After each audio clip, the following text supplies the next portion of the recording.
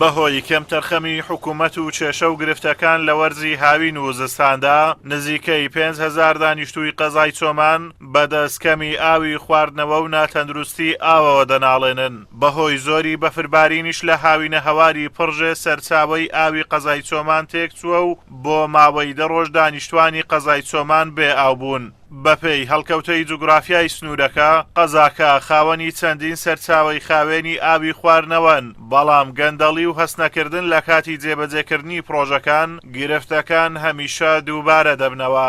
کێشەی ئاوەیە تقریبن لە بیدایەتەوە لە ماگەک پێش هێشتا لە سەرچاوێ بەهۆی بارانەوە ئاو قەتع بوو کە قەتع بوو چاکن کردو دوای هەنجێ جارەشی دی قەتع بوو بەفر کرد بە ناچاری لە ڕووبارن تێکرد و سەرچاوەکەی خاوێن بوو هیچ کێشە نەبوو. دوای بەفربارینێکی دیکە دیسان قەتع بوو لەوێندەر ئەو زار بە ناچاری لەکانیە کونە ڕوونێن ئاو تێکرد. تقریبەنەوە هەفتە لەسەری ساڵەوەش عوتڵە بوو هەتا دوێنێ ئێوارش کرێکارەکان هەر خەریکی ئیش و کاری بوونە تا ئاویان تێکردووە. ئاوەکەش بەو شێوەی نییە ئاو کەمە و زابەتەما هەوڵە دەن ئەگەر بچین دووبارە چاچی بکەینەوە و بتوانین لە ڕووباری و محاوەلاکەن ئەگە پێشن بکرێ لە سەر و چاوێ تێ بکەینەوە.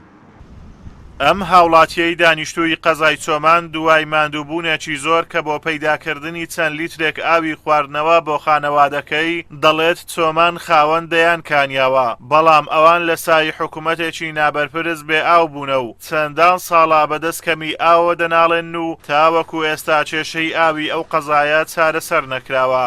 وڵای برامۆ تقریبا ئەگە بە مەحتەل بووم بی بە ئاوی بی حەل لەوە تێو قەزاهەیە ئاون نییە ئاو نییە چونکە ئەو ئاوا ڕاستەخۆ بۆڕی لە پڕژێ درایە ئەو قوڕا و مراوە هەموو ڕۆژانە دێ بەهارانە گەمەڕ و ماڵات دێ بەس کش پردن ئەو بەڕیانەدا دێت یعنی بەهارانشین ئاو نییە بەڵام بەرحاڵ بەهاران قوڕاوەشی باش دێت و کێشەی نییە پای زانش هەرزوو یەک بەرد بێتە خوارێ بە عەسەبی وڵا بۆڕیەکان تێکچوو لەخوای بەزیادی بێ ئەو ڕەنجی 27 ساڵی حکوومەتی هەرێمی مەیە لە قەزایەکی هۆ گەورە گورە تەماشاکە هەر چا دەورەی بەفر و کانیاوە تێگەی لە بە گەندەڵی و لە بە خۆخۆریێ نەیانتوانیا ئاوەشی پاک بینەنە و قەزای.